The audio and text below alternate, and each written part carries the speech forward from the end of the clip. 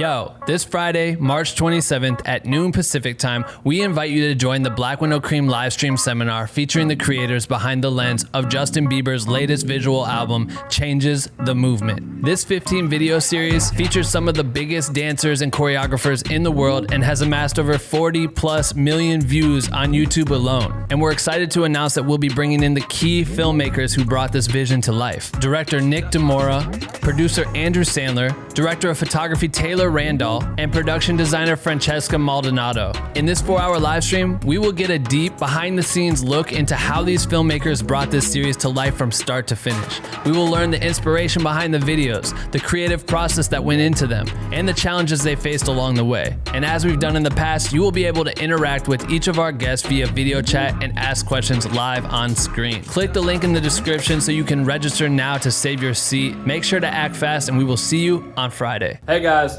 Ben here. I just wanted to say we recorded this episode with Scotty Russell about a month ago, and we've been sitting on it because we dropped a couple other things in between the time, etc. And now we're releasing it, but we realized with this pandemic, the coronavirus is kind of fucking shit up because this whole thing's about, you know, your side hustle, when to leave your full-time commitment to chase your dreams and all that stuff. Obviously, we don't advise doing that right now because times are really weird, but I think that the episode still holds a lot of value. Shit's gonna figure itself out here soon. We'll be back to normal in this industry, but I just want to preface that this is definitely a month-old episode. Still super valuable. I'm excited to share it, so make sure to take some notes. All right, see ya. And we are back with another morning roast edition of the Black Window Cream podcast, where every Wednesday morning we deep dive into creative topics with the goal of giving you a daily dose of motivation and inspiration. I'm your host, Ben Haggerty, aka Ben Real Verse World, and this is my co-host, David Malave. What's happening, Dave? Nothing, man. So today we're going to be talking about, do I quit my job and go freelance? I love that title.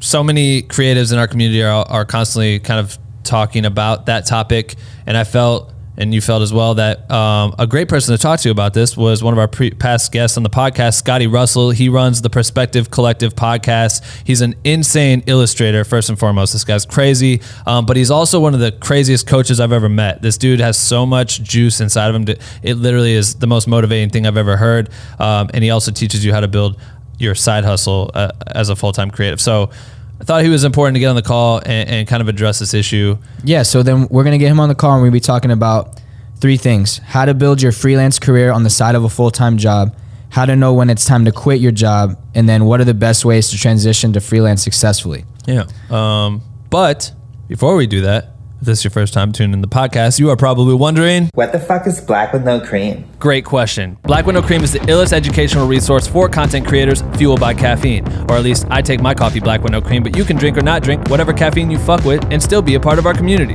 We have thousands of members from all around the world working together by sharing content, asking for feedback, passing tips and tricks along to one another with the goal of pushing each other to become the best motherfucking content creators on earth. And you can join our private group if you want to by going to bwnc.com/join. We would love to fucking have you. Please join. And without further ado, I bring to you this morning roast episode in the second most epic podcast intro ever created, right motherfucking now.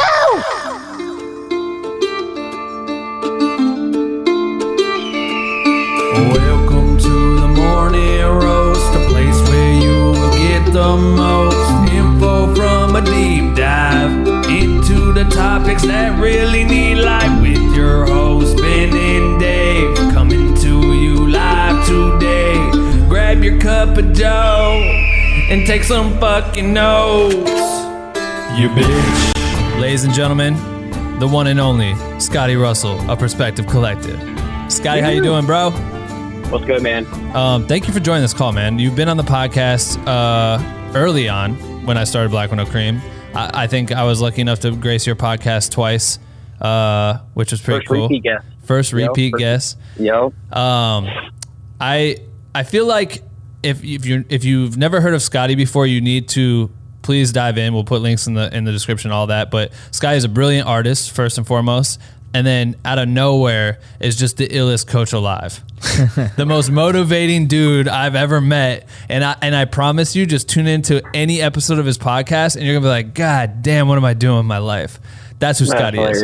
No, but yeah, if you could nutshell for everyone in your verbiage, who are you as a creator and what do you do? All right, so I create, coach, teach, speak under the platform Perspective Collective. I'm a hand lettering illustrative artist. Basically, I run a podcast for creators, the Perspective Podcast, weekly, fuel for your mind and creative grind. It's all about producing dope work, but it's bigger than that. The impact you make and getting over the head games along the way, bringing some of the biggest names in the world on the podcast too. And I'm just out here trying to empower people to build profitable and fulfilling side hustles outside their day job, because that's all I know. Right. So Scotty, we talked to you about it before the call, but Dave found this really interesting thread in our Discord with our Patreon community, and the conversation was immediately made us think about you. And obviously the entire thing you talk about is like working on your side hustle, and you know, sometimes that turns into becoming full time and all these things. Dave's do you want to brief him on I'll brief the question. So a great discussion was started by Luke Galloway in our Discord, and he essentially he has a day job and he's been working freelance kind of on and off, I guess, for the last 4 years, and he's come to the point, motivation and inspiration wise, where he's figured out that he wants to leave. He's wanting to find a way and a time to leave his day job to take freelance full time, and he's struggling with the methods of how to go about that, how to create leads before he leaves, and knowing when the best time to leave is. So that's basically the gist of it. And obviously, Scotty, you came to mind because if you haven't listened to his podcast, people who are listening, he had a day job and has been building a successful side business for so long, and just recently now is transitioned to a new period. So I guess we'll start, Scotty, with first off, could you talk about the strategies and the things that you used when you're trying to build something on the side of a day job to the point where you can get to a point where you feel like you can take it full time and not miss too much of a beat? Yeah, for sure. So first off, I think you just got to tap into your sweet spot, which is the overlap of your greatest strength, your greatest passion. And then later on, stage 2, I have multiple stages for this, but then you find a market for it. Where is there demand for what you do? But first you got to just find that epicenter, because if you just chase something that you think it's just going to bring you a lot of money, you're putting your ladder up against the wrong wall, and you're climbing in the wrong direction. You climb back down and find something else. So finding that sweet spot in the beginning. And when you find something, treat it, I guess, side hustle pro tip. This is the biggest thing I teach my students, and just anybody. You got to take yourself seriously, because if you don't take yourself and your side hustle seriously, it's hard for the world to align with that, especially clients you're trying to attract. So treat your side hustle like it's your full-time job every day. Every day, even like before the mornings, like I would grind at 4:30 a.m. before I clocked into the day job at 7 a.m. I'd work my lunch breaks for an hour. I had 2 10-minute breaks. I'd grind, head to the gym to get my mind right, play dad and husband mode, and I grind a little bit before I go to bed. That was, and when I didn't have a family or married, like I was grinding after work all the time. So treat your side hustle like it's your day job. You're never going to be ready to take that leap. Truly believe that, because this happened to me. The universe kind of pushed me into taking the leap before I was ready. But with this mindset and mentality, it's going to prepare you. So when I got let go from my corporate cubicle last November, I was freaking out, reverting back to scarcity mindset. Like, okay, I need a safe job. I was going to be in about 2 years away from taking the leap to what I thought I was ready. But I wasn't building this for 5.5 years for nothing, outside the day job. So it was time, push before I was ready, but I was prepared. And it's because I always had this mentality. I treated this like this was my full-time grind, even though it was outside of it. I went from like maybe 25 hours a week to 15 hours a week, maybe 10 hours a week when family was in the picture. But that's the big one. And then protect your time and protect your energy. I'm big on carving out time. Like everybody has 168 hours in a week and 24 hours in a day. The reason why people who have a side hustle outside a day job, whether it's freelance, for me it was coaching or podcasting. The reason why other people are doing so much compared to you is because they're strategic with their time. If you're have a day job and you're side hustling, having that limited amount of time, that scarce amount of time outside your day job is actually an advantage. It's your asset. It allows you to focus on what's most important at that time versus feeling like you have to do all the things. Like once you know what you need to do, that target for this guy, he wants to go full-time freelance. You know, like what are the main initiatives that are most important, and trim the fat? What are those time suckers? Where's the sacrifices at? Are you binging Game of Thrones or Netflix or TikTok dance videos? Like, fucking quit it. You know, like, how seriously are you taking yourself and where you want to be, and project yourself in that future version of yourself where you're thriving and hustling full-time doing you, and you got to make the sacrifices now. Right. Again, if you don't take yourself serious, then how are other people going to take you serious? It's all about mindset. That's what sure. I thought was incredible is that when did you start your podcast? August 19th, 2016. 2016. And I've known Sky's from Iowa, okay? So we're both from the same town, and Scotty's been going at it since forever, like starting a clothing brand early on that would rep all of our rap groups. You knew me about before Perspective Collective and the way grind before. I was doing, and so seeing him develop this brand and really hone in on his craft and focus on what it was and balance, he's got a whole family, not to mention like what I think is interesting, you exiting your previous job. That's your safety net, right? That's, I think, the hardest thing for anybody who's considering freelance is leaving their safety net. And that's honestly the hardest part about freelance in general, is that you never know when the next paycheck's going to come. You never know what the future holds. You have no insurance. You have no, you know what I mean? You're dependent on yourself being great. So I think a lot of people struggle with the idea of, fuck, do I jump ship or do I just rock it out? And so many people get stuck in that tunnel vision of like, well, like maybe I'll just do this for one more year. Maybe I'll do it for one more year. You developed this entire brand that is so dialed, like it's so completely dialed, and we're forced out. But I think like how piggybacking off what you were saying, it's like you developed and took it so serious as if it was your whole thing, that was as if it were free or your main job. And then when you got cut loose, the timing couldn't have been worse because you just bought a new house and you just had another kid. Second kid was just announced. We just closed on a new house that doubled our mortgage. And then the following week, not 7 days later exactly, I was canned. So then what my question is how do you, as you exit, what did you do to calm yourself down to allow you to focus on like what was right in front of you? Because at the end of the day, you were like, oh shit, I'm terrified. I need to take on freelance gigs. Because for a long time with your job and with your podcast, you were turning down gigs. You weren't doing like hired illustrations or logo work or anything. I was kind of off and on. So like I'd take a year off to focus on. Once I was taking it on because that was my breadwinner. Freelance, right. And then, I was doing freelance. I was doing public speaking, selling products, teaching workshops, affiliate marketing, sponsors, like everything you could think of, I was doing it. But then once I found like the next level of focus, so like I probably made 20,000, around 15, 20,000 just on the side from freelance in 2018. But 2019, I was like, fuck, I really want to pursue coaching. I feel called to do it. I push pause on breadwinners of freelance and products, and I just went all in on this. Right. But I want to say there's nothing wrong with having a day job and doing your thing on the side. Like, we live in a world that's so fucking over glorified, and you can't have, like, you're shooting on stage with Beyonce. I see people all the time, like, working with the biggest brands like Apple or, like Hasbro, Mattel, and everybody's like, oh my God, in order to be considered successful and be respected, I have to do my thing full time. And I'm here to say you don't.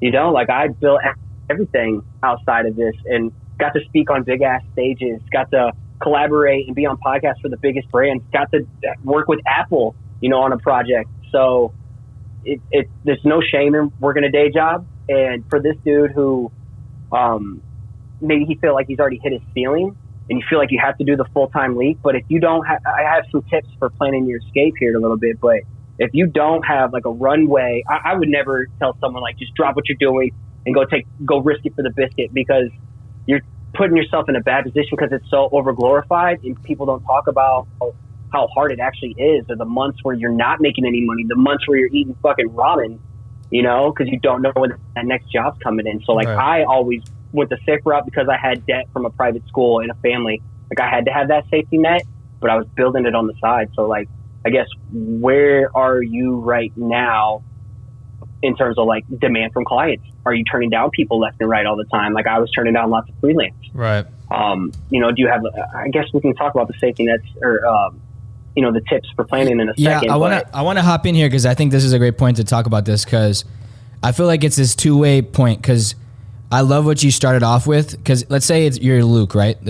What's up, Luke? We're talking about you. What up, Luke? We're talking about you. So you're in this situation, right? I think there's two things you think about. It's number one, what Scotty was talking about at first, which is, am I working hard enough on the side to really build this to a point where I can make this decision in a safe, like, secure way? Right. And if I'm not, and there's time that I can eliminate and time that I can carve out to make more strides in freelance, and I can hold on to this job just a little longer and start making some decisions like saving money, start making some decisions like planning for the future, etc., so that when you do make this full transition, you can switch. That's one side of it, right? And there's other side where it's like, maybe someone says like, this job is taking all my energy, it's taking all my time, I'm no longer motivated. And I can think of this quote that Brent Barbano, he's a DP, he was on our podcast, he said, be careful what you do because you might end up doing it. And the whole topic of that was like, Scotty, you said like, man, you were hustling, and then you were still said that you were like maybe 2 years away from taking the leap.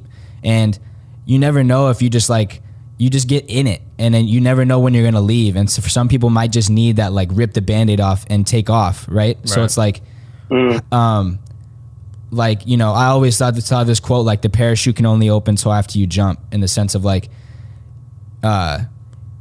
you sometimes just have to go for it to like get it out of yourself to really make it. And I think like you can stay, it's so easy to stay comfortable in your little spot and be like, yeah, I'm gonna go freelance one day, but then you never do it because you're just gonna stay in that pocket. So it's like, so I'm interested to think on your perspective on that, like, you're in this job, you're not motivated, like what are some steps you can take so that you're just going to take maybe you just decide, I'm going to spend a little time and then I'm going to take the leap, and how do I make that transition as smooth as possible?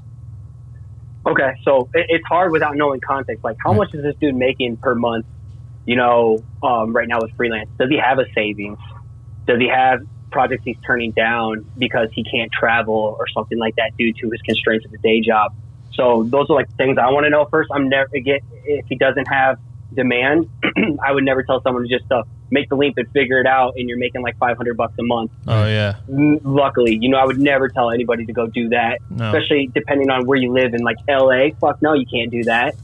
But maybe in Iowa, and you can couch surf. Well, when you remember when I made the move out to LA, like I knew I had a couch to go to, right? And so I've talked about it on this podcast a million times. For me, it was very important, and I learned this through music, that you have to have a budget to be able to do the shit you want to do. So for us with music, we're like, okay, if we could just get 10 grand, that could get us in the studio, that could get us a music video, that could get us XYZ. We could put it out on this platform and promote it or whatever. And so we understand the importance of the budget. And when I moved, it was the same thing. I was like, if I could just stack up 10K, I have 10 grand. A runway. I'm good for at least 3 months to try this thing out. And if it all else fails, like, you got a job in the first place, you can go get another job. You know what I mean? Like at the end of the day. And you said it before we started this podcast. I want you to go back into it. It's like you were saying, I will deliver pizzas. Right. And we talk about Dave Ramsey all the time. We listen to this motherfucker. Yeah. But he says all the time. I'm in bad debt payoff mode. That's why it was going to take me another 2 years to get through this mountain. Gotcha. But now I'm like doing full time, and I'm like, fuck, dude, I'm about to get way past that just in like the next month. Yeah, so that's like getting incredible. Fired was the best, because you remove the ceiling and the limitations of how much you can make. But also, I don't know how good is this dude's work. So is he going to take the full time jump and his work's still not to that level? Which I don't know. I feel like that's stuff that I would need to know. So it's more just me. But yeah, maybe you don't have the demand, so switch to somewhere part time that doesn't deflate or exhaust you and wear you out from where you're just not creatively inspired. Like for me, if I needed to, and my day job at corporate didn't complement my lifestyle and wasn't a golden handcuff, I would have said deuces, peace the fuck out, bye Felicia, delivered pizzas, and then spent all that extra time. I knew my focus. I knew what was going to get me to where I want to be. It took me years to gain that clarity and to make that game plan. And I had to invest in coaches too. Those are the cheat codes: is community, online courses, investing in coaches, mentors. Like those are the real cheat codes. There's nothing else that's overnight. But there's no shame in for where he's at. If he doesn't have the demand, doesn't have the runway, the expenses built up, a budget, go get a part-time job somewhere and then really start building up your freelance on the side. Like I got coaching students right now who are in the same position. They want to call themselves full-time illustrators, but they don't have the demand there yet. And so I'm helping them land a part-time job, and then let's just get to cracking. Hire yourself right now. Who do you want to work for? You want to do books and editorial? You want to work with magazines? You want to work murals or billboards? Here's the work we're going to do. Here's the dope work. We're going to do mock-ups. We're going to make pitch decks. We're going to reach out our outreach to people, all outside of your like part-time pizza job or barista or whatever it is. Hold on one second. There's the thing I love about that the most, and I've seen so many. I think this is everyone's biggest lead to failure, is when you have the plan, right? You could look at it like, oh, cool, I'm gonna go get a free. I've had several friends do this shit, and it drove me nuts. And it's sad to watch it happen, where a homie will go get the part-time job and commit to that, and then slowly the job increased hours or something where it happens, and all of a sudden when you take those time, you're like, okay, cool. If I go part-time, I'm working 20 hours a week. The rest of the time I'm gonna devote to my craft, and then you get tired, and all of a sudden you start doing this. You pick up an extra shift, you do this, and all of a sudden it kind of leads to more hours, and you start dedicating yourself to that job, and you get stuck in this rut. And I think people get really stuck there to the point where they no longer do it. And I've seen several friends like fall down that path where they can't get back up because they get too comfortable, and then you build friendships in that job, and then someone wants to have let's go out for a drink afterwards, let's go out and do this, let's smoke weed and do this and watch whatever the show is on Netflix tonight, and that keeps happening, and it builds patterns, and then people forget what they started that job for in the first place. And I love it if you can like give a tip on how to create the vision that can block out all the other bullshit that is irrelevant to you chasing your goal, to stay focused on what the main asset is. Because if you say, all right, 20 hours a week, that gives me, I don't know, $500 a week. I don't know what it equals. $500 a week. And I only need $1,000 for rent. I only need $400 for food for the month. And that'll allow me to spend the other, several hours focused on what I'm doing, because I don't need much more than that because I've calculated it, Totally. And I want to go back to the parachute before it rips real quick too. The only reason I have that little caution side is because if you rip the parachute in too soon and you fucking just fail and fall on your face, and then you feel like you weren't cut out for this, right, and then you're defeated for ever trying it again. Like, that's one thing that I just want to note with people too. If it doesn't work the first time around, that doesn't mean you're not cut out for it. No, I think bad timing. You're bringing like a really cool perspective to this, because I think, it's cool to hear like the not idealist side, not like, oh, just figure it, like it's gonna work. You know what I mean? Because like I feel like positive people like me and Ben might be talking like that, but it's cool to hear that. I'm a very positive person, but I've just seen people fucking fail. Yeah, not necessarily not positive, but like understanding the grind of it. For example, like Ben's talking about, oh, you get a part-time job and you might get stuck in a rut, but at the end of the day, that's like the metal that you need to have. Like, and maybe if you don't have that, you need to go find that, because that's like what it takes, is that type of mentality. So, and to answer Ben's question, so what I want to lead to is it all boils down to how badly do you fucking want it. Like, Ben wanted it. If you kind of want it, you're going to kind of get results, and dig in your bag of excuses and shiny object syndrome. So it's like, it all boils down to, if you truly want that shit and in your mind and heart and soul and bones that this is going to happen, you're going to eat shit for a while, but like, you will make it happen. You already, like, it's non-negotiable. Like, your brain, your mind has already casted that vision. Like, for me, I know I'm paying off this debt. I already know I was going to be full time. So having these other things along the way, take me 2 years, that's fine. I knew I was going to be here. It was non-negotiable. My dream was non-negotiable. And that's the mentality of, treat it like it's your full-time grind already. But if you only kind of want it, then you're going to get derailed. You're going to lose discipline. You're going to lose focus and then go off for the drink. So I think it really boils down to just that internal fuel. Like, you can tell when people have that it factor, and you can tell when people just talk shit about it, And Ben had it. So when he takes that risk and goes couch surfing, even if he did or didn't have the runway, I could see that fire within Ben. Like, you just know when you're around people, if they have it, you can feel it. It's just energy. You can see it in their eyes, So man, I agree 100%. And I feel like even if, like, I feel like I had that at home, and I feel like I didn't have it at first when I graduated college. I like had to manufacture that, and the way I manufactured it, but was what I fed my mind with, what I cultivated, what I fed my mind with. So whether it was listening to this podcast, what you consume, right? You become what you consume. And I heard your story. Like, you fucking had it. You took the risk, but you knew you weren't gonna fail. Flying overnight to go take on this opportunity. Like, I know about your shit. Like, you have it. You will not let yourself fail. And true failing is like just giving up or never trying. But like, failing is really just progress. How can you fail faster to get to where you want to be? Yeah. I failed on so many fucking things. And I think that, there's one thing to like study, and then there's another thing to do. And you have to start doing that shit, whether it's 2 hours a week to 4 hours a week to 8 hours a week, however you have to get there. It's a slow stride, because I think the problem is that we all see the end result by all these people. You want to start rapping, you see Jay-Z, and you want to live in Jay-Z's house and be married to Queen Bee and have like the same lifestyle and have all the watches and all this shit. Like, that shit didn't happen. Like, years of developing what we see right now. And I think so many people see a YouTuber on YouTube making cool videos and getting millions of views, and they're just like, I want that shit. I'm going to start that tomorrow, and that's going to be my thing.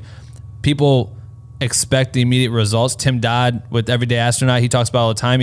He posted every week for the whole, a year before he even saw over 1,000 views.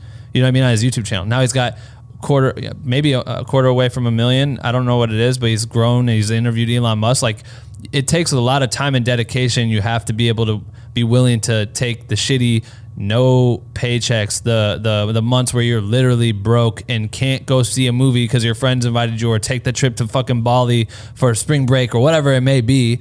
That shit's gonna just naturally happen if you are understood. If you have I can't talk today. If you can understand that all this, I just talked about it on Twitter the other day. I just went off. Now keep going. You're on a. I know. I'm getting like what I said in Twitter. What on this Twitter rant I went on to is like buying my car. I just bought a car, and I talked about the entire road to getting to the point where I just bought my own car, like paid cash for a car, and it felt great or whatever. But like getting here, I had to go through the biggest trench of feeling so behind compared to people I grew up around. And I fucking hated that feeling.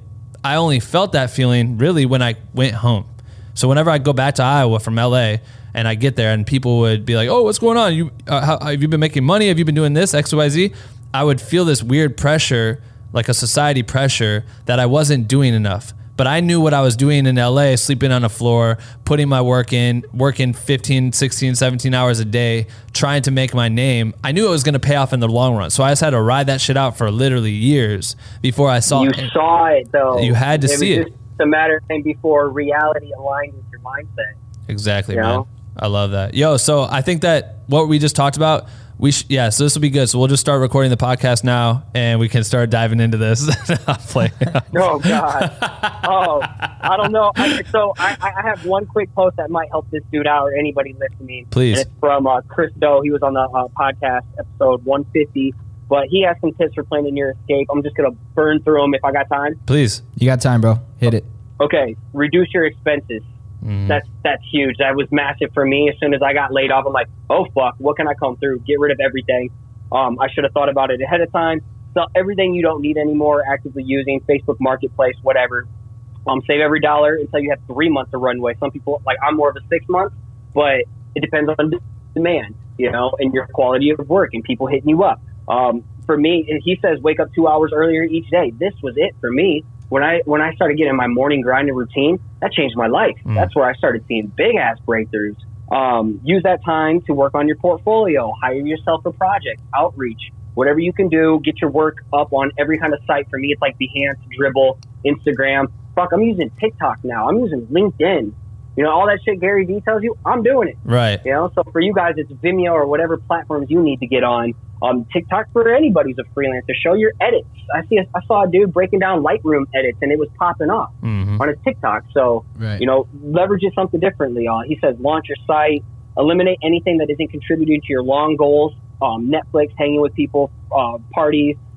Make the necessary sacrifices for a period of time. Remind yourself why you're putting this in writing and reading it each day. And when you're ready, most important, I'm big on relationships, not burning bridges. You never know when this person might hire you or contract you for something or refer you. So when you're ready, give your 2 weeks notice. Thank your employer for the opportunity and give them like a thoughtful gift or something like that.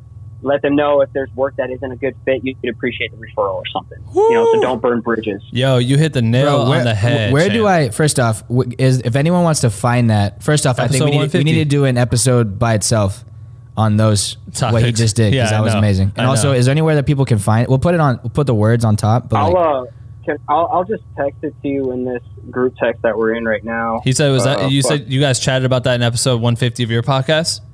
No, this was just a post. This guy was on. His name is Chris Doe of The Future. It's like one of the biggest online educational for creatives and business people. Like tons of freelance. Like if you're not soaking up value from this dude, he'll teach you pricing. I know you guys do too, but like this guy is a G. So I just put that in for long.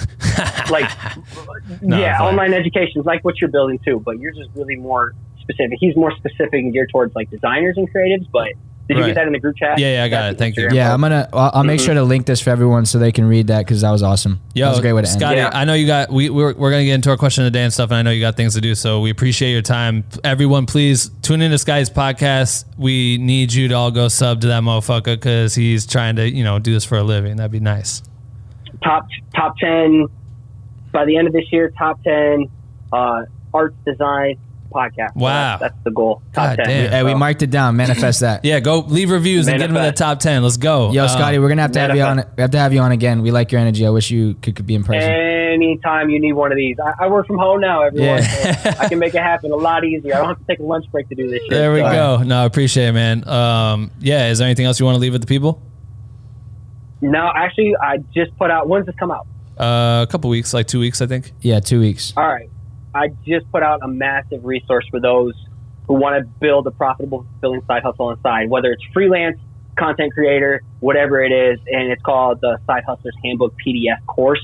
Nice. It's fucking in-depth as hell. It's all about building that profitable and fulfilling side hustle. It's going to challenge you to your creative core, deep thinking, big goal setting, followed up with massive actions, tons of resources, and helping you leverage your Instagram to not only build a like-minded tribe of people who like your shit, but as well specifically tailor it to people who can hire you to attract clients as well. So how do people find it?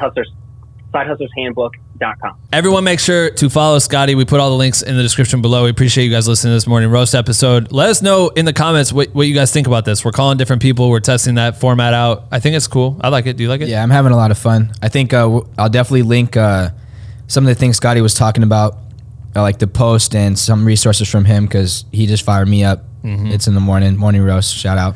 But that's it. Make sure to follow us on Instagram at Black with No Cream. We appreciate that. Subscribe to us on whatever podcast platform you use. We're on all of that shit. And leave us a review if you got time. Apple Podcasts. We appreciate that. Also, go comment on YouTube if you had some takeaways from Scotty. Yeah, and if you didn't, then you weren't listening. You got to clean out your ears and restart this episode. All right, cool. That's it. We'll see you in a few days, you bitch.